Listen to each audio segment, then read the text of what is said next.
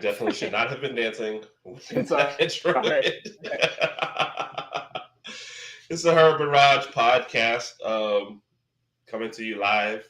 I'm at an undisclosed location, reportedly near the beach. Yes. Raj is stuck at home. Sorry, Raj. Love you though. I'm home. I am back.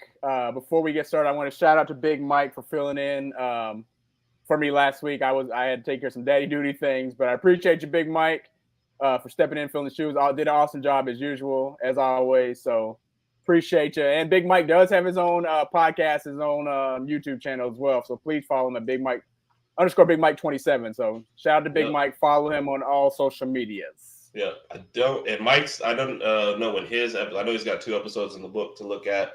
And I don't think their Thursday night is coming on this week. They're coming on with a big show next week. So shout out to Mike. Okay. Cat always holding it down with the big Roll Tide.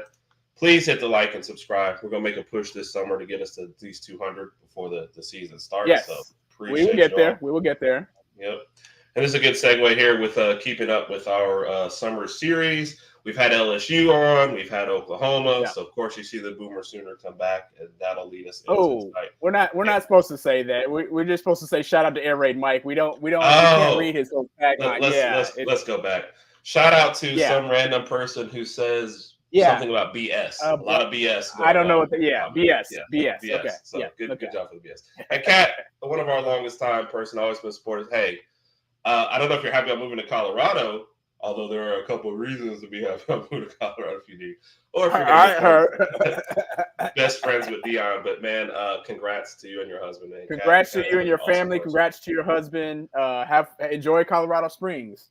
Yep. All right, Raj. It's time to get to the most important part of tonight's show, the guest. Let's do it. Okay. Let's do it. So hold on. I feel like you need a drum roll. Are you getting ready to do the intro? I'm about to do the intro, of course. So, all right, 3, 2, 1. And of course, keeping it with the new intros, it's 2 truths and a lie, so everybody can figure out what is what with this next. All right. Okay. He had a detailed 20-page plan, and if they had followed it, the Pac-12 would still be around. Of course, they ignored it. I like that. Yeah. Okay. Whenever something goes wrong with the football team, Dan Lanning calls him for advice. Yep. And you know how people get the keys to the city? He has the keys to the whole state. He gets keys to the whole state. Yes. The whole state of Oregon. The whole state. Meaning, if he walks into an establishment and orders food, he gets free beer. You're not allowed to charge him. So you can't charge him anything. You can't. Wow. If he takes money out of the tip jar, he just gets to walk out with it. That's actually his money. That's his money. Yeah. So welcome to the show, Spencer. How are you? You guys are killing me with that. I've been on a lot of shows and had a lot of intros. That is top 3 all time right there. How are you doing tonight, sir? Oh, dude. How are you? I don't know if I could be much better. Like, if the Mariners finish off this win against the Guardians, I'm gonna be having like the perfect day. The perfect day. Good, man. That is good to hear. Good. I hate to move backwards into some bad news, but I guess we were kind of talking this before we got on. You were locked on Pac-12 last year, locked on Oregon. That's where I first found you. Tell us about the move to make it locked on college football instead, and I guess the sad circumstances that are the Pac-12 with all this. Yeah, well, for all intents and purposes, the Pac-12 is dead. Legally speaking, though, it's still an entity. Oregon State and Washington State are the only 2 members of the conference. I talk all the time on my show about how I feel like they will rebuild that league one day into the premier Group of 5 conference in college football and chase the G5 automatic playoff berth if they're not able to get into the Big 12 or the ACC. And the Big 12 appears to be the better of those 2 places, given it's a lot more stable than the ACC at the moment. But yeah, we had a lot of discussions at the network, myself and my boss and other members of the leadership team about, what to do with the channel. Because, Locked On Pac-12 had, at the time that I recorded the last show, was over 5,000 subscribers, had a couple more thousand subs on the audio side. And, starting a brand new feed didn't really make a lot of sense. And so we landed on essentially a show that covers the biggest stories in the greatest sport on earth, that is college football, that, includes those Pac-12 teams. So any, audience members on audio or on YouTube that, wanted to keep hearing me talk about those schools would still have the opportunity to do so when it became a topic. But we wanted to, one of those people. and I appreciate that. And, I wanted to, we wanted to expand the reach of the show and have a national college football show. And, it's been really fun. We launched that on January 15th was our first episode. And so, we're over 5 months into it, and it's been a blast. And getting to talk to so many different hosts, I think, has been my favorite part of it. And what I like most about it is you get, different perspectives on, fan bases, and different perspectives on, how they view other fan bases as well, how they feel about particular games. And there's just always stuff to dive into. So, that show, pretty easy to keep it 5 days a week all year round. And, it's been really, really fun. And I haven't even covered a game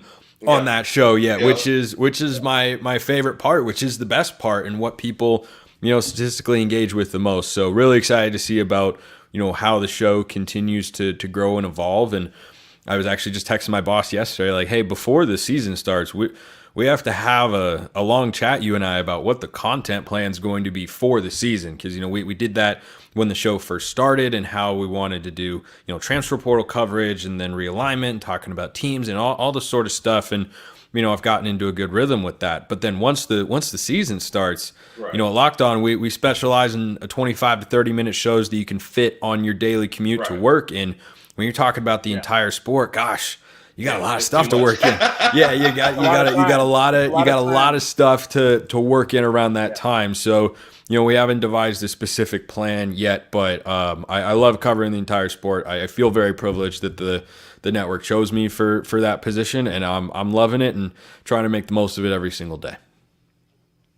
And I feel like with college football, even when the season isn't actually occurring, like when it's not September through January, there's still stuff to talk about every single month. And things you just mentioned, transfer portal, obviously recruiting is something that happens 24/7. And with that being said, I guess, and I don't mean to interrupt you or jump you, Herb, but as far as recruiting is concerning, like, how is Oregon looking right now? Are there any pieces you're looking, or you're hoping that Oregon's going to pick up soon, or where exactly do you guys stand? Oregon's recruiting class is, top 20-ish. I think, it kind of bounces back and forth right now between 19th and 20th on the 24/7 Sports high school composite rankings. I like where their class is at. The momentum feels like it's on the precipice of picking up further. They've landed a couple offensive line commits in the last couple of, really just in the last week, in Dimitri Manning, who's, a little bit more of a project, but is just a big guy to play on the interior. And then Zaire Addison, maybe one of the most athletic tackles in the class of 2025. Those are, the offensive line building pieces that they have right now, building blocks of the class. They've already got their quarterback in Achilles Smith Jr., but might be looking to add another one in Ty Hawkins. And, that's a blue chip recruit. And I think you're going to see a lot more positions start to take off. But right now, wide receiver is the strength of the class. You've got a trio of blue chip guys, 5-star Dallas Wilson, and the 4-stars Cooper Perry and Isaiah Mosey.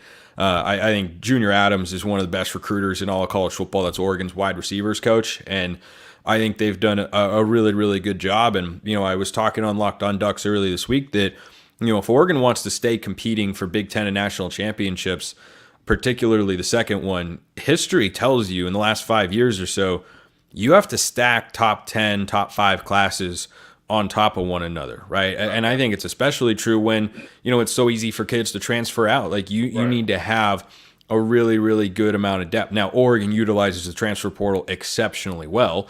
There's no doubt about that. But, they've got to look every year to being a top 10 class. I think that's where the standard is to get to the level to put together teams that can win a national championship. And, I think they're more than capable of doing that in 2025, but that class is going to get built out a lot more in the coming weeks. Jordan Davison, a 4-star running back, is a guy I definitely watch for in the coming weeks. I don't remember what his commitment timeline is, but that's a name that Oregon's after. Their defensive prospects as well. So I like where they are at. The class is just still kind of in its early stage, and I think by the time the season starts, we'll have a clearer picture. Do you feel like with the transfer? Oh, sorry. Go ahead, Raj. Sorry. I want to say regarding Jordan Davidson, I want to say he posted something on Twitter today. It was something to the effect of like, "Are y'all ready?" or "Are y'all ready to?" Something to that effect. So I'm not sure if he's going to make an announcement. I don't know. Sometime soon. I honestly don't know what that means. That could be really, really vague. So I mean, it can be a lot. It can be a lot of different things, man. I mean, it can change. You're dealing with 17, 18-year-old kids. Exactly. End of the day, like I mean, their mind could change, or someone could get in their ear, or they could just decide on a whim to not commit when they were going to, or cancel visits. Like there are all sorts of factors at play, and I can't hold it against them. I don't know what it's like to be recruited like that when you're 18 years old. I know I'm 26. I'm a lot more mature now than I was 8 years ago, and I don't know how I would have handled all of that. And so like it can be a tough spot to be in. Yeah, and to add to that too, man, being that age, I can't imagine being 17 and having multiple offers on the table. Where how about the kids that get offered in 8th grade? Thank you. And it's like that's weird. I'm supposed to be 17, crazy, but and somebody's like, "Here's $1 million. Here's $1.5 million." Oh, yeah, 8th grade, and these are the decisions I have to make. Yeah. With NIL being a part of it. Yeah. Like that makes it even more complex. And Oregon basketball, I know this is a football show, but just as an example, their starting point guard last year was a true freshman by the name of Jackson Shellstad, whose favorite player growing up was Peyton Pritchard, who just won a championship with the Celtics. They both went to West Lynn, which was at my rival high school. I went to Lake Oswego, and I did not care for West Lynn, but that's okay. And Shellstad, went to Oregon because I think partially because Pritchard went there, but partially because Dana Altman first reached out to him. First, I think, went to go watch him play in 8th grade. That's crazy. Eighth grade. Like, that is crazy. It's going to be 5 years before that guy sets foot on the court. But if you're not going after prospects early in their careers, if you don't have offers on their table by the time they're a sophomore in high school, and they're a highly rated 4 or 5-star guy, guess what? You're behind.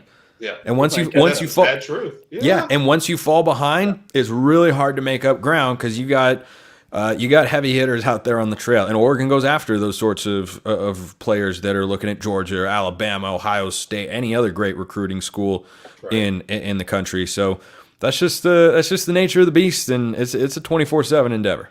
You're right. Oh, and to clarify too, we'll talk about any sport on here that's interesting. So last week on the Oklahoma show, we started off with Oklahoma softball. So dude, they're a wagon. Yes. I did not think after UConn women's basketball, we would see another dynasty of that level. And part of the reason I didn't think that, and why I can argue that the softball four-peat is more impressive than the basketball, I mean, it's close. But one thing that I see, and I see this as a play-by-play announcer for college sports as well, is there is a groundswell of growth in women's sports right now. You see that with television numbers, but you also see it in the amount of attention, excitement, and investment that exists in a particular sport. And so when that is at a lower level, I think it's easier for a team to dominate, because if you have a high level of investment, there aren't that many schools and programs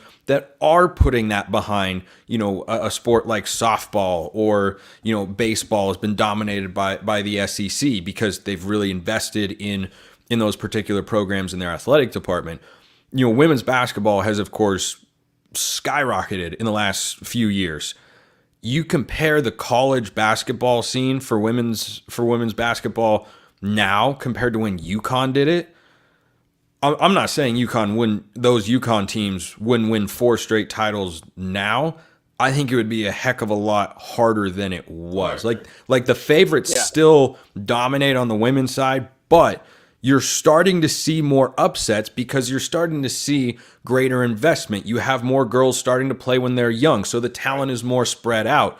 Whereas, you compare it to the men's side, and you can see a 16 beat a 1 or a 15 beat a 2 3 years in a row. A 14 seed or higher has never won an NCAA women's tournament game. That'll happen one day.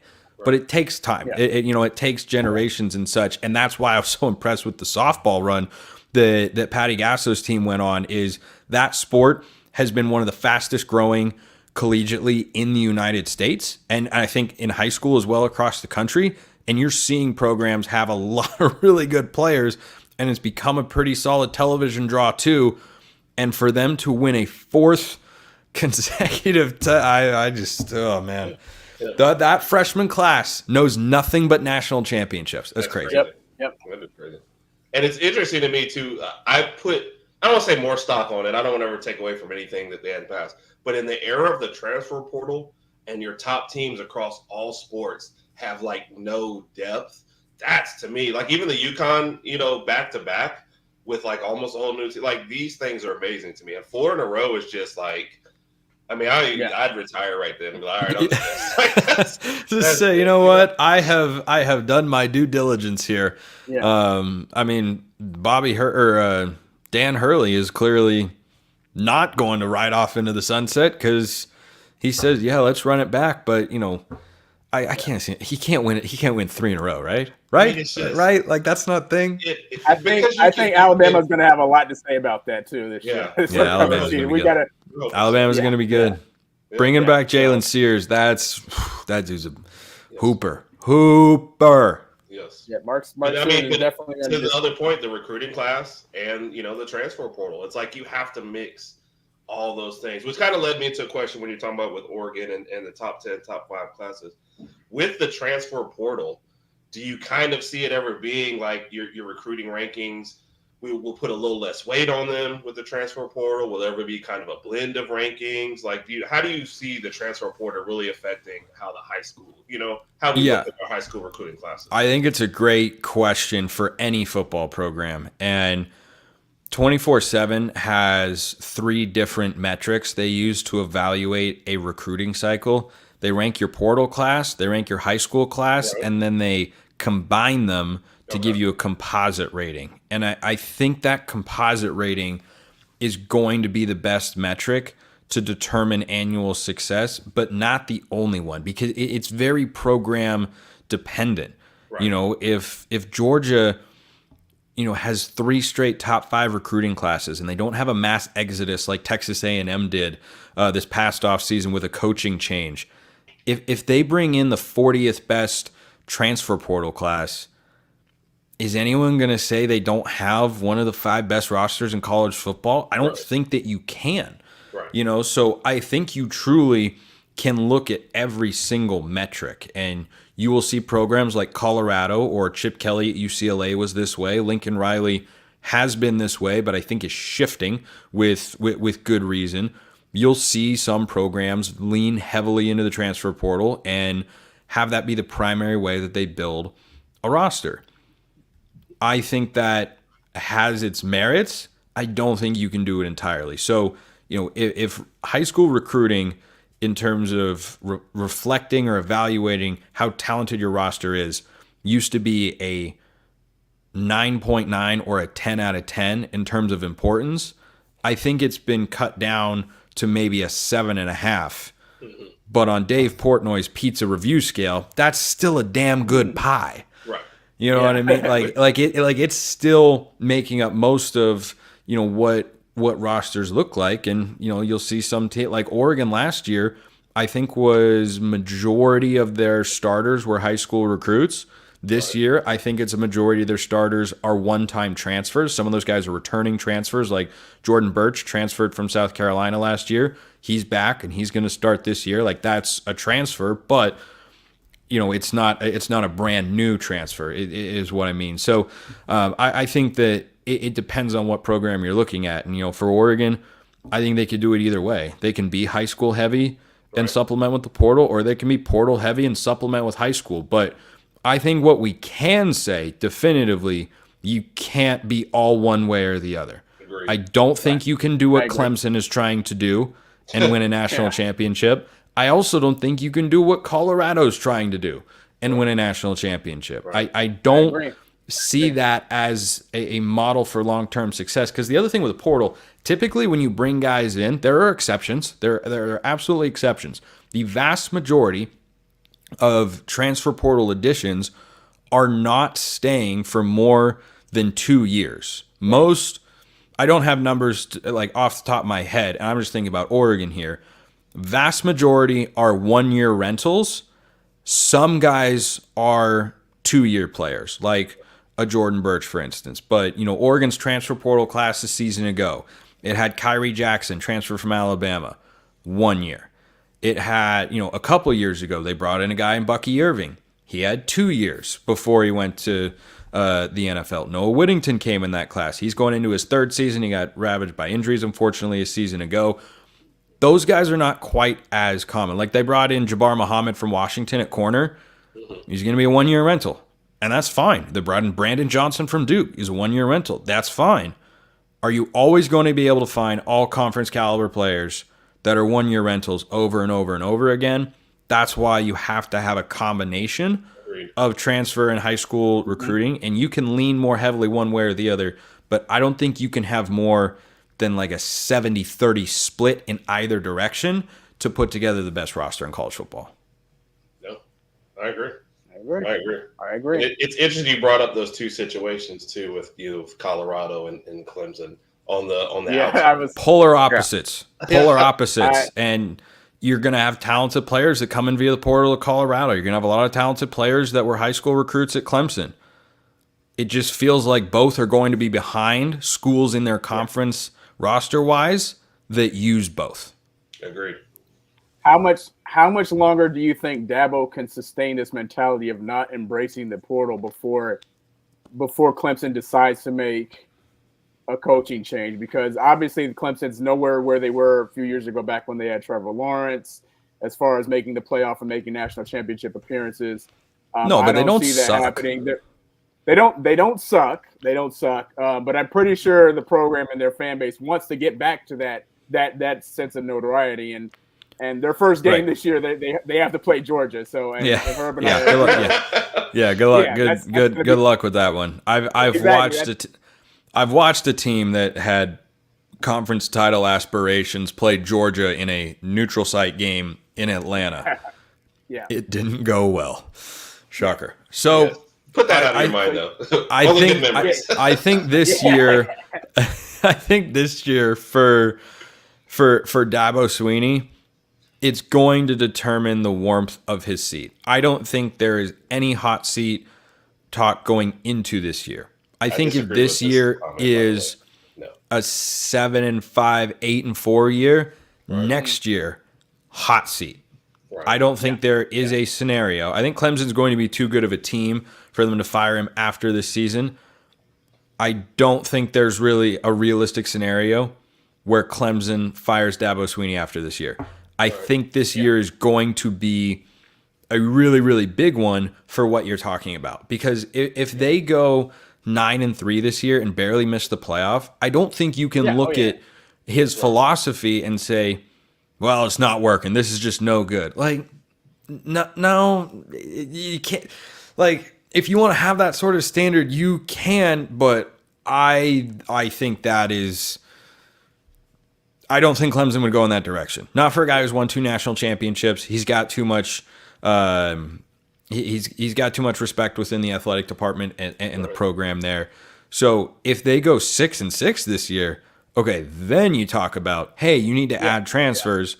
Maybe we'll give this another year, but this isn't working. But I mean, if their win total according to FanDuel is 9.5. Right. Which is tied for the highest mark in the ACC. So if they go just over that and go 10-2, then everyone who says Dabo has to take transfers, you have to do this. Oh, I think you'd have to just tip your cap and say, okay, there's more than one way to do this. Right. And do they have a method to do this? Do they start pushing into the portal? And is there a way for them to do that, without making it look like a public thing? Well, I've seen it happen before. There are coaches, I won't name names, but I know of coaches who have been resistant in various sports to NIL and the transfer portal. And then when things start to decline, the administration basically says, you're either going to play this game or we're going to go somewhere else. And then they start playing the game a little bit more. Right. I know that happens. And I think the outcome of this season will determine whether or not that conversation gets had with Dabo. Right. I understand that. And from the outside, honestly, with the Dabo situation, it's like I look at the Georgia game and I guess the Florida State game. it feels like without a deep dive into their schedule, 10-2 would be pretty obtainable given the way the rest of the ACC plays, and you're probably in the ACC championship. It's attainable. There's a game I need to pull up their schedule because I know there's one other game that I remember looking at and saying that is one that is sneaky difficult. They start with Georgia. They're going to lose that game. Appalachians to NC State. You saw this, right? Clemson by 7, I don't see that happening. That's not gonna happen. Clemson by 7 against Georgia. Yeah. No. I got Georgia by 10 only because it's game 1. Had this been like game 4 or 5, I'd have Georgia by like at least 2 or 3 touchdowns. But I think I've got Georgia. I think I've got Georgia by 20. Yeah, I had them 14 minimum. The line is 13.5. I think Georgia's going to cover. Maybe I'm just saying that as a scarred Oregon fan, but I think Georgia. Here's a hot take for your podcast, guys. I think Georgia's pretty sick this year. There you go. I think they're pretty sick, but they're probably one of the best prepared teams for that first game of the year. You see a lot of sloppy football. You just don't really see that from Georgia. It's like they've been playing games all summer, and they're just like, this is game 7. Yeah. So there are 4 games on this schedule that I think are incredibly losable. The Georgia and Florida State games, they're going to be underdogs. They should be. Right. But they host NC State September 21st. NC State is a good football team. Right. That is a good football team. And then November 9th, they go at Virginia Tech. And Virginia Tech is number 1, capable of being a good team this year. And number 2, they have a very easy front half of their schedule. So going into that game with Clemson, the Hokies and Brent Pry might be feeling themselves.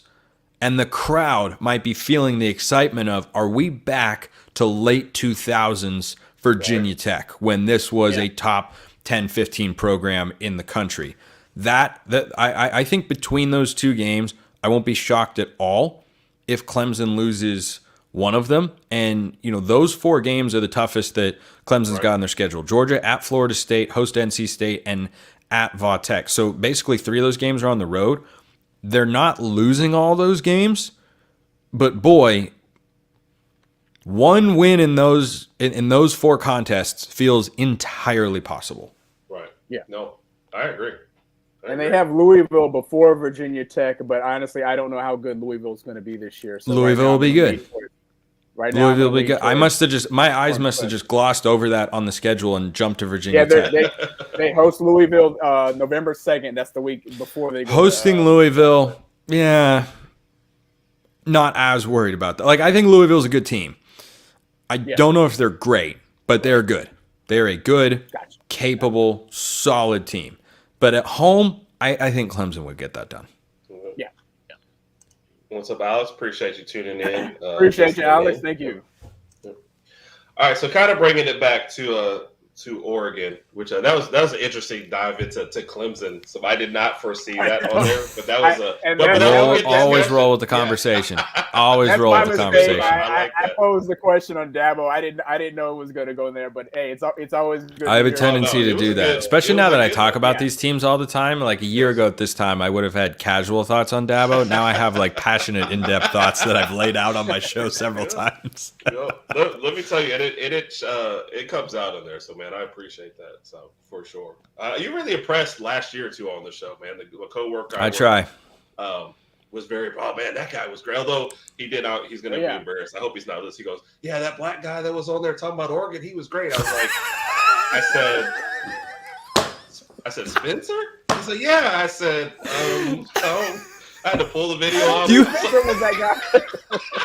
I said, were you watching in the dark? Like, I don't know. I mean, like, I play a lot of golf and my skin tans incredibly well, but like, guys, let's look around the room. These 3 things are not the same. Spencer Wood. I said, yeah. You know what's funny is in college, I swear to God, this is all true. In college, I did a little stand-up comedy, and it was really fun. Wow. It's very hard. It's very hard to do good stand-up. But in the set that I had that I did very well, I told a story about how in high school I had a woman giving me a haircut, and she just like randomly asked if I was black. And I was just like, no. I don't know. But then in my head I was like, What was your next question? Where were you? Like we weren't talking. This was just like out of the blue. She was thinking of starting a conversation. I'm like, why is that your starting point? What are you getting at? We should have said yes to find out. Definitely. Exactly. Spencer was like, yes. I definitely did not say yes. Yes. Well, and she's cutting your hair. That would worry me a little bit. I mean, I was just like, I don't know. I don't know. My hair is like in between being straight and curly, so maybe that was throwing her off, and she was wondering. I don't know. I don't know where that was coming from. Everybody is loving the story. So this is Bo's on 2 different shows with Bo, Monday mornings and Wednesday mornings, 8:00 Central Time. So Bo's like in the West Bo Coast. Crouch, so football talk with Bo. It's like 4:00 in the morning or 2:00 in the morning for him when we do those shows. But that's his mom. Good evening, sir. Hope you're doing all right. And then you have another question popping up there. So do I post James's comment even though it's from our little brother? Or do you just want to acknowledge James? You cannot. We cannot post that. Okay. We cannot post James. We appreciate you for jumping on. I mean, look at it this way though. The team that James is plugging there lost at home on a 4th and 31. Yes. How bad does it feel to mention that team? Yes. As someone whose team has lost 3 straight games to its heated rival, like I try to avoid saying that word at all costs. And if it were the other way, I'd mention it all the time because then I'd just be thinking about the games. James is one of my best friends, but this is something that he and I just go back and forth about. It's funny. I don't know. He has to represent his team, and he roots for the other team in Alabama, and I get it, and I respect it. But he roots for Troy for him sometimes. No, that was a good. He pulls for Jacksonville State. Crazy. Yeah. Big UAB fan there. Yeah. All right, we'll get you Big Mike's question in there. First thoughts on Oregon joining the Big Ten. Oh, well, had to do it, unfortunately. Hate that they had to do it, though. Definitely was not my preferred outcome. And funny enough, when they, along with Washington, announced they were going to the Big Ten and the Pac-12 collapsed, and I recorded an emergency show, I was supposed to be on vacation. I tuned in. I remember that. Yeah, yep. I was wearing this shirt. I was wearing this exact shirt. I was in the San Juan Islands, and I was with my parents on a boat trip, and I was supposed to, not do any I'd recorded shows ahead of time. It was all good, and then that happened. I was like, all right, well, I guess we're gonna see if I can do it on the Wi-Fi up here. Like, let's see what we got. But I think the move makes a lot of sense. Someone asked me a question one time: did going to the Big Ten keep Dan Lanning from taking the Alabama job? I hadn't thought about it like that. I think that's entirely possible because I just wish that everything had stayed the same. I wish Texas and Oklahoma were in the Big 12. I wish USC and UCLA had stayed in the Pac-12 and everything had stayed the same. Agreed. Once USC and UCLA made that move, could Oregon have succeeded in the Pac-12? Yes. Would it have been as fruitful on a scheduling and recruiting front as the Big Ten? No, it would not. And I think the perception would be worse than the reality, but perception often influences people's realities. And so that's just kind of where the chips fell. Like, you can't look at the opportunity to be in the Big Ten or the SEC right now and say you should be somewhere else or you'd rather be somewhere else. You can't make that case. You can say what I always say, which is I want to be somewhere else. I wish they could be somewhere else. But the Big Ten is the best place for them to be if they're not in the SEC, which of course hasn't had to expand, out of its southern footprint, which makes it, wildly impressive. So I think that for the Big Ten, Oregon comes in as a heavy hitter right away. They're one of the 2 conference favorites. They should be. They're, a 1-point home underdog to Ohio State. I think that's kind of crazy to be an underdog at home. I think it's possible they go undefeated this year. Just to be clear, I am not predicting that. I am just saying it is in that range. That is a possibility. If Oregon is, a 1-point underdog at home to Ohio State, they're probably a slight favorite on the road against Michigan, meaning they'll be favored to win 11 of their 12 games this year, according to FanDuel. So I think they're really well positioned to maintain a high recruiting level and maybe even build upon it just a little bit and stay at the big boy table in college athletics. And, it stinks because I grew up with the Pac-12 and I wish it had continued. But like the move just unfortunately felt like it had to be made, even though I didn't want it to be made. It's just the way that the chips have fallen. And, I'm just bummed because, like I said, I grew up watching, the Oregon rivalry known as the Civil War with Oregon State and playing Washington State. And, yeah, we're going to keep playing Washington. Okay, great. But I liked Utah being there, and I wasn't really that bummed about Colorado leaving. Like, Lanning's reaction was so funny when he got asked at a press conference, what's your reaction to Colorado leaving the conference? And he goes, I'm trying to remember what they won while they were here. Did they impact this conference in a major? I don't know. I didn't hear. And then, of course, went and blasted them 42-6. Yeah. So I just grew up with those teams, Cal and Stanford, USC, UCLA, the Arizona schools. Like, I have a lot of memories of watching Oregon play those teams, and now the random games are going to be Illinois, Maryland, Michigan State, and Purdue. And, Ohio State and Michigan, that's all good and fun. And going to Wisconsin's really cool at Camp Randall. I don't care about those teams. Like, I care about Oregon, obviously, but I don't care about those teams. One of the things that a friend of mine texted me after it got announced, and I was saying, like, yeah, I'm pretty bummed. I didn't have to come to this, wish I hadn't and everything. He was like, oh, man, think about Oregon's uniforms at a Penn State whiteout. I'm like, that's sick. It'll look cool. I'm not denying that. But I don't care. I don't I didn't grow up with that. I didn't grow up with that. I want the little intricacies and the history of the history of us going down to the desert and why that's a scary place, or the farm against Stanford. That's what I grew up with, and I'm a very nostalgic person. So that was my first reaction, about as short as I can keep it, when Oregon went to the Big Ten.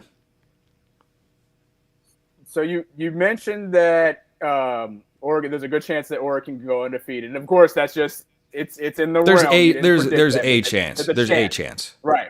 And Herb and I have predicted it's either going to be, not off the show, but it's either going to be Oregon or Ohio State. I think a lot of Oregon's success is going to be dependent on how good Dillon Gabriel performs this season. With that being said, do you think he's the best QB in the Big Ten in 2024? I do, and I like Dillon Gabriel. I think he's good. I think he's good enough for Oregon to compete for a national championship. He is not Bo Nix, and Oregon fans in the past have taken that as a slight. But, I mean, Bo Nix just, set Oregon single-season records in passing yards and touchdowns.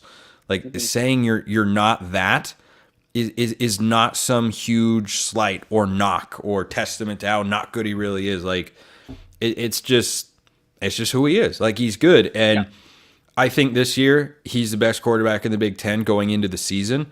I think, Drew Aller, Dylan Raiola, or Will Howard could surpass him if, they really start to pop. But I look at where Dillon Gabriel would have been in the Pac-12 quarterback rankings last year. He's like 5th. You have Michael Penix, of course, was amazing. Bo Nix was amazing. Caleb Williams was the number 1 pick in the draft. Didn't even have a great season. Well, USC didn't have a great season. Caleb Williams himself was great. Shedeur Sanders, for all the nonsense that surrounds that guy in the program and everything, like, he's a really good football player. If you just take out all the off the field, he was taking a beating last year as well, and he still put up really good numbers. Like, he's really good. Yeah.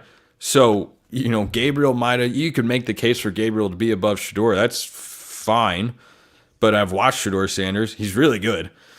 And I was listening, I asked the question going into last season on Locked On Pac-12 at the time, RIP, whether or not, he was going to make that transition. Just like, hey, that's a question. You're going from the FCS to the FBS level, like, that's different. Can he make that adjustment? And then it became clear pretty quickly, like, oh, yeah, no, he can do that. He's just fine. And I was listening to this podcast host who put it in a really funny way that made me laugh at the fact that I even asked the question. He goes, yeah, I was watching Colorado and Shedeur Sanders was tearing it up. Yeah, big surprise. Deion Sanders' kid is good at football. Huge shock. And I thought about it like, Yeah, damn. enough. big surprise. His kid is good at football. Yeah. So I think Gabriel is good. I think he's the best in the Big Ten. I think it's a weak lineup of quarterbacks in the Big Ten, and there's nobody I'd rather have than Dylan Gabriel. Yeah. And how do you feel about that? Go ahead, Ross. Oh, go ahead. I'm sorry. Well, no. Just like I remember our talks about how strong the lineup was for the last year of the Pac-12 quarterback. Dude, it was the deepest conference in the country. Yeah. How does that feel like going to one where you're like, my guy is like number 1 or number 2 walking in the door? You know, it gives me as an Oregon fan a lot of confidence. You know that they're going to be able to compete at the level that they're capable of. A lot of teams are good on paper. Texas A&M been good on paper for a long time, not as great on the field. The reason I have more confidence in Oregon is last year they were really good on paper. And guess what? They were really good on the field. And they just couldn't get through your guys' new head coach who, you know, I talked recently on an episode of Locked On College Football that we might just be overthinking Alabama because I was listening to that today just to get ready. I love that. I absolutely love that. I think that DeBoer is just so good. Like his career record is bonkers. Like it's insane as a head coach. And you can say, well, he was at the NAIA level. Well, it's not like he was playing NAIA schools with an American Athletic Conference team. He was playing with an NAIA school, and he won a couple national titles. He's like 104-12. You know, that's his career record as a head coach. And they have a tough schedule, as you guys know. There's some challenging games on there. But that guy's so good. My biggest question is how Jalen Milroe fits, because I think they have kind of contrasting styles. Yes. And, you know, Grubb isn't there as the offensive coordinator, and it'll be Sheridan, right, is going to be the OC. Yep. So, you know, I'm interested to see how that all plays out. I'm inclined to think that Milroe will have a great year because DeBoer's probably the best offensive mind he's had in his ear so far in his college career. You know, Tommy Rees, I think, is capable and is fine as a coordinator, but those don't sound like compliments, by the way. Well, he's fine. You know, like that will be on the commercial. Yeah, he's capable. He's fine. Tommy Rees is capable. When you put it that way, yeah, it is. Like I don't think that he's bad. Like Brian Ferentz is bad. Okay, that's a bad offensive coordinator. That's a guy who is not good, not capable. Right.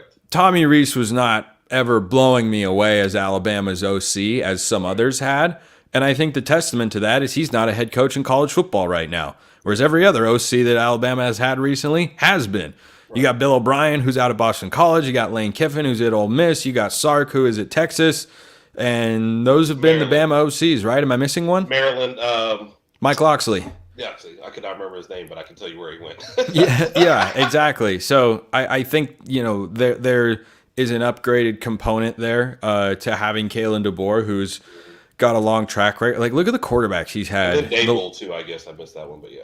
Yeah, look at the quarterbacks that DeBoer's had the last several years as a head coach and the numbers that they've put up. Right. He may not be calling plays, but his fingerprints are clearly all over the offense. And, you know, Jake Haener at Fresno State, baller, just a freaking gamer. Penix the last 2 years went from a guy who was known for getting hurt to a guy that was taken 8th overall by the Falcons, which is just...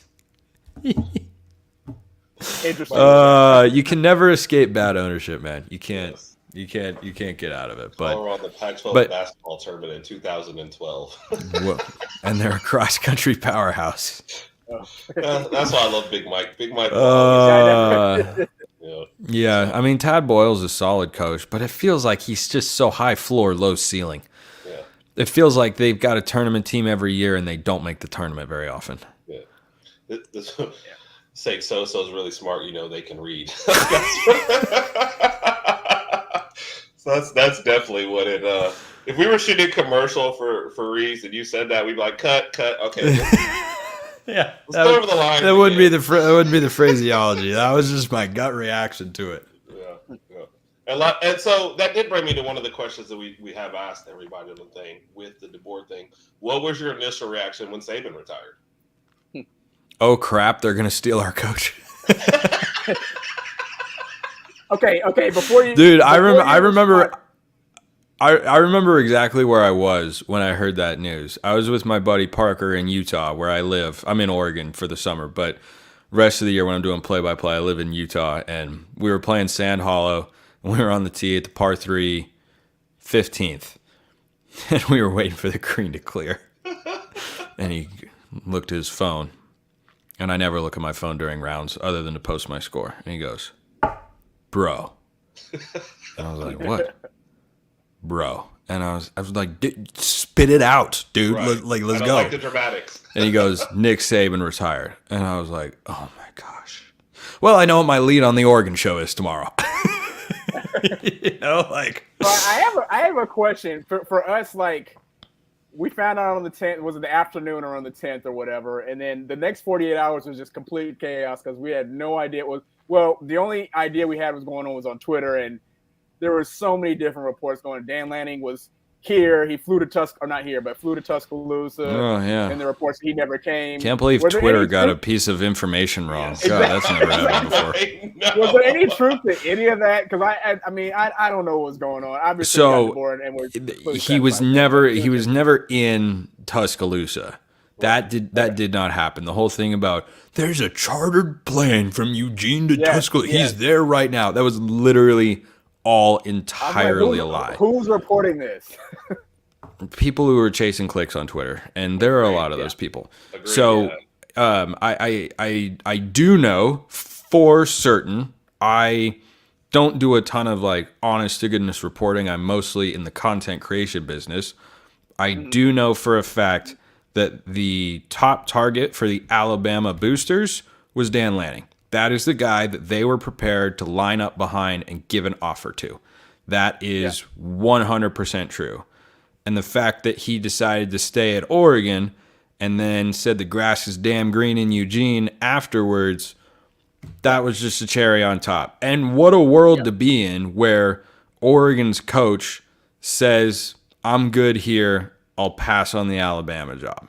That's a great place to be at as an Oregon fan, because you know that all the investments and all the winning over the years has indeed meant something to the point where he looks at Oregon. And again, this goes back to the Big Ten conversation. If Oregon's in the Pac-12 with 10 teams that would have been Oregon, Oregon State, Washington State, Stanford, Cal, Utah, Arizona State, and San Diego State, maybe he feels differently.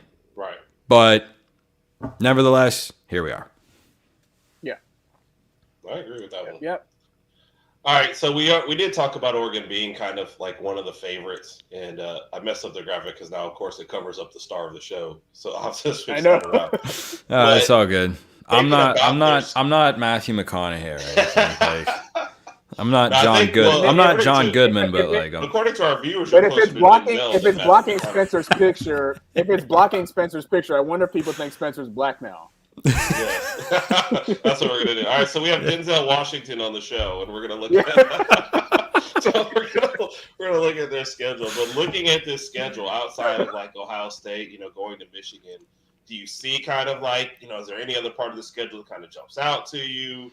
What's your schedule? Maybe it's a little too early, but what are you really? It's too early for a prediction. Too early. This stuff has got to marinate for months before I will go on the air and say Oregon's record is this. They're winning these games, and here's why. 12-0 is possible.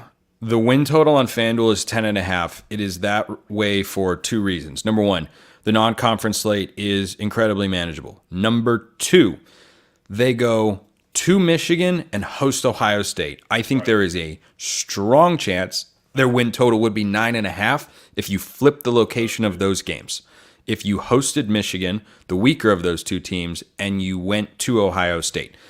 So I think for their schedule, it works out really well, and they get a break in that sense. The games that are kind of that second tier of challenging are hosting Washington, who will not be a great team, but will not be a terrible team either. Right. And the rivalry will always fire people up. They'll be capable. They're capable, and all the pressure's on Oregon in that game. And the second one is the game they play before that, which is before their bye. They have a bye going before the Washington game, and they have at Wisconsin on November 16th. Right. Those games, like at Michigan, at Wisconsin, is Oregon really good enough to win both of those games? Because if they are, then they're good enough to go 12-0. Right. But those are two difficult Big Ten environments on the road, big crowds, good teams. Wisconsin won't be on Michigan's level. I think they'll be I think they'll be a bowl capable team. I've seen Oregon lose on the road to non-bowl teams before. So far be it from me to look at a team that, might end up going 7-5 this year in Wisconsin and to just write them off as, no way Oregon wins that one. Or no way Oregon loses that one. Like, that is a game that I think is the biggest trap game, especially even though they have the bye the following week, with your next game being Washington, where all the pressure's on. Like, Oregon's got to beat Washington this year. Lanning specifically needs to beat Washington. That Wisconsin game could be an absolute trap game. We play Wisconsin as well in Wisconsin, so that can be you guys get them early in the year though. I think you'll be fine. I think so too. They're not usually just the type of team that scares. I mean, with a little more physical and not as good offensively. And then having Murray, like I said, helps out. I think Luke Fickell's a good coach.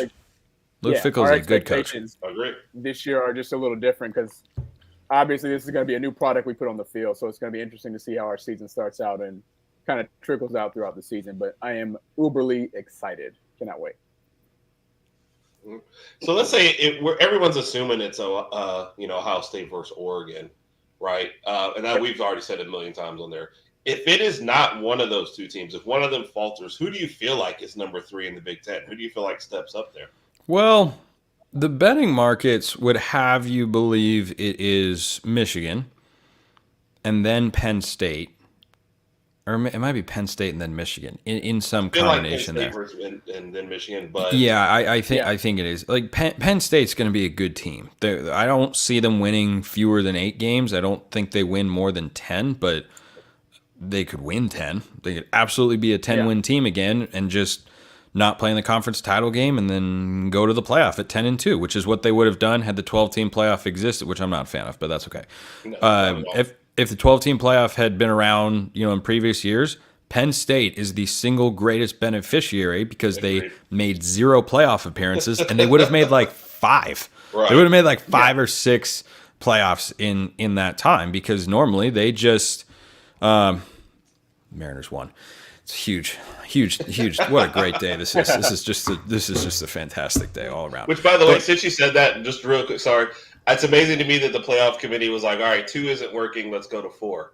4, we screwed it up. All right, go to 12. And I was like, it's the Ron Burgundy. Boy, that escalated quickly. I mean, that really got out of hand fast. That is Brick, you had a pitchfork. Yeah. Brick killed a guy. You should lay low for a little bit. One of maybe the greatest comedy ever. Certainly up there, Anchorman. But so Penn State's team that certainly benefits from that expanded playoff, and I think they're one of the top teams in the Big Ten. I don't know. Well, I do know why, but I'm higher than most on USC. There's this generalized narrative that Lincoln Riley is a bum-ass coach. And I'm like, thank you. I take my impressions very seriously, so I'm glad you like it. I don't understand why after one down year and then the changes get made that needed to be made before he really ever got to USC, why all of a sudden Lincoln Riley sucks. Like what? Like their schedule is brutally hard. Their win total is 7.5. That might be my favorite over bet in the Big Ten. And I don't know if I have a close second for a favorite over bet according to FanDuel because I think they could beat LSU week 1 in Las Vegas. They're a 6.5 point underdog. I think they can absolutely. I think they can say that to SEC country. Oh, I'm sorry, but USC is a good football. USC is a good football team. Here's the thing: I don't think their defense in 1 year is going to suddenly be elite to make them a national title contender. Right. But that's not what everyone was clamoring for last year, whether it was Joel Klatt or Josh Pate or any other national pundit or people who covered USC or people who talked about him like myself in a smaller capacity. Like, all USC needed was an average defense last year, and they're not a 7-5 team in the Pac-12. They're probably 9-3 or 10-2 if their defense is just average. And go look at the transfer additions that they have made. They brought over a couple guys from UCLA whose defense was sick last year. Oh, by the way, they brought in UCLA's defensive coordinator. And we've all known for years that Alex Grinch was the problem. So you remove that problem, you bring in quality transfers on the defensive side of the ball, you have to be better. I don't think they're going to be as bad defensively. So if the defense is taking a step forward, which I firmly believe it will, then you just need to think about the offense. And Miller Moss is the least proven quarterback that Lincoln Riley's gone into a season with, and maybe the least hyped quarterback he's ever had as a head coach in college football. Right. But that dude played the ACC runners-up in Louisville and spun it for 420 and 6 touchdowns. Now, maybe he's Matt Flynn from my Seahawks long, long ago, where he had that big game, signed him to a big contract, somebody else beats him out. But Miller Moss looked good, and Miller Moss was not some slouch recruit. He's a blue chip guy. Right. So I don't worry. I never worry about Lincoln Riley's offenses. The narrative with him correctly is, well, does he have a defense? He's going to be able to play defense. Well, you look at the moves they've made, and you'd have to say that they made a home run defensive coordinator hire, and he's brought in transfers, and as I was talking about earlier with the high school ranks, he's starting to recruit defensive players out of high school at a better level than he was previously. Like, I get the Lincoln Riley hate. I get why it's there. I just don't happen to agree with it. Like, they had a down year. He had a blind spot. Yeah. Okay. You're going into the Big Ten, and people like to paint this picture. Well, you got to be physical in the Big Ten. You got to do it. Yeah, okay, that's completely fair. You know, Iowa was a big physical team last year, and Tennessee dog-walked them in their bowl game with a backup true freshman quarterback starting for the first time 35-0. That door can swing both ways. There's an element of randomness to college sports, and that door can swing one way in which the teams that are used to playing really, really good defense but not great offense just can't keep up. Iowa couldn't keep up with Tennessee, and it can go the other way too. Utah beat USC 3 times in a row. How? They were more physical. Yep, 100% a weakness. Like, it can go either way. So I think USC is a better team than people realize. And if they have a brutally tough schedule, and there was all this flack like, oh my gosh, they tried to get out of LSU game. Of course they did. Of course they did. Speaking of the SEC, no offense, but you guys are not always known for playing the biggest non-conference games. Like, the biggest SEC games every year are typically in the conference. Georgia, Florida, Georgia, Bama, Bama, Auburn. Go up and down the Tennessee, Florida. Like, they're conference games. But Nick Saban never went anywhere for, a big non-conference. They would always do what Georgia's been doing, which is they play these neutral site games. And so USC's taking all this flack, and I'm like, SEC teams don't leave the South. Like, SEC teams, they don't leave. Yeah, like Georgia played Oregon in a non-conference, great. They played them in a neutral site. And there's Randy in Atlanta. Randy. They played him in a neutral site in Atlanta. Anyway, so I don't blame him for trying to get out of that game because he needs to win. The pressure is absolutely on him, whether it's justified or not, and I think they will. I think if USC goes 10-2 this year, I'm going to take some fat victory laps on Locked On College Football. We'll also say hello to my wife for the night. Oh, nice. Love you. Thank you. About to head down to the beach with her in a minute, so that's a good note. I'm about to head down to the beach with her, bro. Jeez. We're on vacation, okay. I had to mention it. That's just that's a nice subtle flex right there. Like, yeah, my wife is tuning in, and we're gonna go hang out at the beach later. Yeah. Sorry, guys. Have a margarita. All right, we're gonna give you a couple quick questions of death before we let you. All right, sounds good. Hit me with them. All right, first one is up. It's work, play, live, and then Raj has added ditch to it. So work, who would you want to work with 40 hours a week? Play, who you heading out with on Friday night to have a drink? Live, who do you want as your next door neighbor? And ditch, who is the person when they call you to go out on that Friday night, you let it go to voicemail. You're ignoring this person. Are these like people in my social circle or famous people? No, I'm going to give you the names. You're about to find out. Okay. So the options are ditch, work, play, live. Yes. Yep. Okay. All right. Ryan Day, Dan Lanning, Chip Kelly, Kalen DeBoer. Oh boy. I would definitely want to work with Lanning. That's the easy one. I would probably want to live. By the way, I would want to live next to Chip because I think he'd stay very recluded and not like be very loud and boisterous and bother you. And I also think Chip Kelly's pretty into golf. And as an Oregon fan, I would love to golf with Chip Kelly. So I'll live next to Chip. I'll work with Dan. Play and ditch between. I have to ditch DeBoer. I can't. That's just too much PTSD. It's PTSD for me, guys. I'm sorry. I'll play with Ryan Day and I'll ditch DeBoer. I like. It's not that I don't think he's an outstanding coach, but like every moment I'd be around him, I'd just be thinking about three of the most gut-wrenching, heartbreaking, disastrous losses in Oregon football recent history. You gotta let it go. I can't let it until Oregon beats Washington. You can't let it go. That's the beauty of college football. Yeah. Like you lose a game, you got to sit with it for a year. Yeah. What's that? Did you see our reaction when you said ditch DeBoer? We acted like it was personal. It was just so personal. It just hurt me right here. I know. It's not because he's at Bama. It's just because of what he did. He ripped my heart out of my chest last year. Last 2 years, 3 times in a row, 3 straight 3-point losses. Just, gosh. So I'd have to ditch him. Fair enough. Raj, did you have one? All right, question number 2. Yeah, so let's just say a big corporation, whether it's ESPN, Fox Sports, whatever the case may be. Let's just say they're watching this podcast right now. They say, Spencer, you did a phenomenal job. We want to give you your own podcast. We'll put up the money, pay you salary, blah, blah, blah, blah.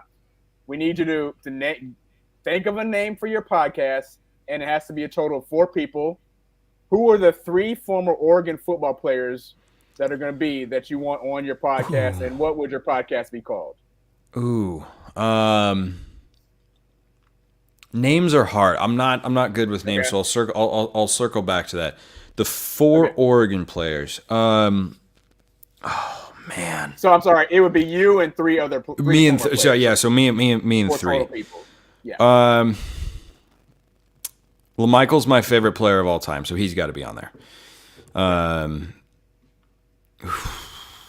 Gosh, I gotta go back a ways. For an entertainment value, I think Kayvon Thibodeau would be very good. Oh yeah. I think Thibodeau would be very, very good. And then I gotta have a quarterback. And though I love Justin Herbert and he's a sharp guy, I mean he might be better media wise, but it'd be hard to not go with Marcus there, Mariota. So I was wondering if you were going to bring that one up. Yeah, I like only Heisman winner in the history of Oregon.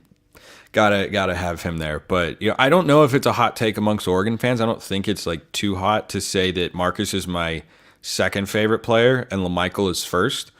Because when I was a kid and Oregon was starting to become nationally relevant and people started envying Oregon, wanted to be like Oregon. Marcus wasn't actually at the forefront of that. LaMichael was. So, Gotcha. I had a post. We had a poster in our bonus room growing up of Brandon Roy because we were big Blazers fans, and it said Portland's All-Star, and that was kind of like the first Blazers superstar that I rooted for as a kid, which is ironic because he's a Husky, but he's an awesome guy, and gosh, what could have been? But if you did injuries, that for. Man. Yeah, I know. Trust me, I know. The first Oregon superstar, you could argue was Dennis Dixon, but it didn't get to that level because of his injury. Another what if.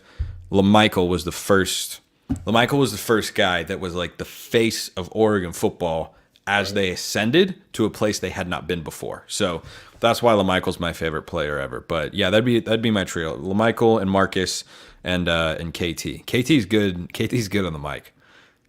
Gotcha, He's an entertaining guy. Randy said, Awesome. Dan Fouts. That's who he wants out there. Oh man, Fouts is great. Fouts would be great too. He's already wrecked your whole show.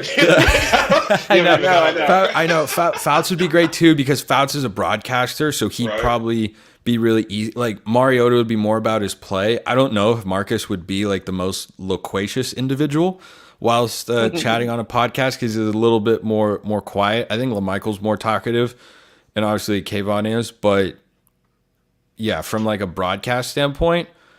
I think Fouts is great on the NFL. He's done it for a long time, and he's really, really good. I like the answer. All right, we're gonna give you one more, and we'll kind of wrap it up here since we did go over a little. Let's say Oregon plays Alabama in the national championship game. I'd be so down. You have, you're not doing your media. You've got seats at the 50-yard line. You're getting to watch, right? You have to bring one guest from this list, though, and only one. Okay? Herb or Raj? Don't fumble this, Spencer. You guys are killing me. What happens if I hit the red X on the tab that I have this StreamYard open in? What happens? That would be hilarious. Just don't even say goodbye. Just dip. Cat, it's not a setup. It's just gosh, it is a setup, Cat. Like how a deciding. I don't even know what a deciding factor is. Can I flip a coin? I'm gonna flip a coin. You know what? Wow. That's what I would do. Cause like I like both of you guys. It's so that's the only fair way to do it. So all right, here we go. Coin flip app, very useful application to have. We are definitely in 2024. We definitely are. Herb, you're going to be heads, and Raj, you're going to be tails.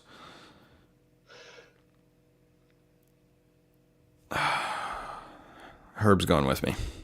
Your phone's broke. It doesn't work. So this is a funny fact. Everybody likes Batman. Randy will say that, but Randy has voted for Raj twice. So I'm 0-2 with Randy. So Spencer probably doesn't remember. I'm 1-1 with Spencer now because I remember last year he liked the question you asked better, Raj. So. I remember that. I don't remember the question, but I remember that sequence, and I think you're right. So now I'm fair. A year changes a man. I'm a changed man, guys. Yeah. And there you go. There's your last mic. Subtle flexes on a golf course. Yeah. All right, Spencer. We appreciate you being here, man. Yeah, man. Love hanging with you guys. Fun talk. What you got coming up next, or what you working on?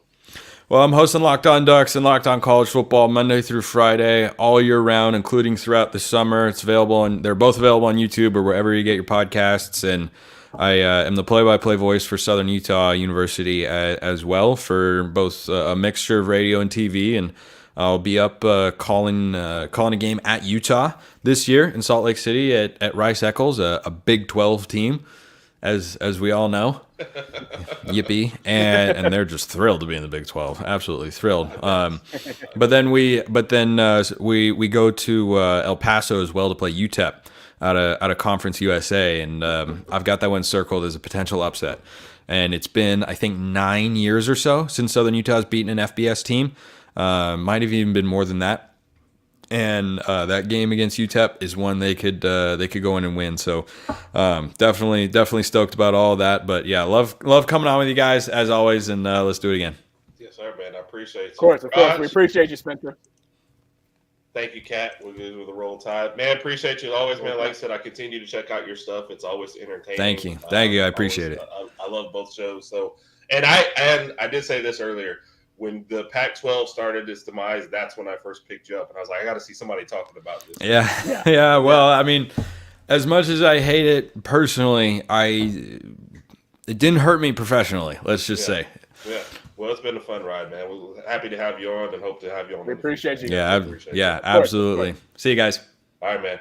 All right, thank you. The Herb and Raj podcast. Appreciate you, Spence, for being on here. Raj, next week is Notre Dame coming up, so get excited for that one too as well. Interesting. And Randy, just so you know, we'll give your shout out real quick on there. Kat mentioned this. We did mention it in the beginning of the show. Yes, man. congrats on SEC. That's huge for Randy. Congrats to Randy. Yes, days, man. Definitely. Yep. So congrats to you, man. And Raj is in Dallas, man. Look him up while you're out there. Yep. For our podcast, thank y'all for tuning in, for us going over a little bit. I mean, Spencer's a great guest, man. We love to have him on here. And like I said, next week, Notre Dame. Everyone have a good night. I think I got a margarita waiting for me in the little beach. So, Raj, I'll talk to you later. Another flex. Yeah. Yes, sir. All right, have man. Have a good night, everyone. Have a good night. Roll Tide.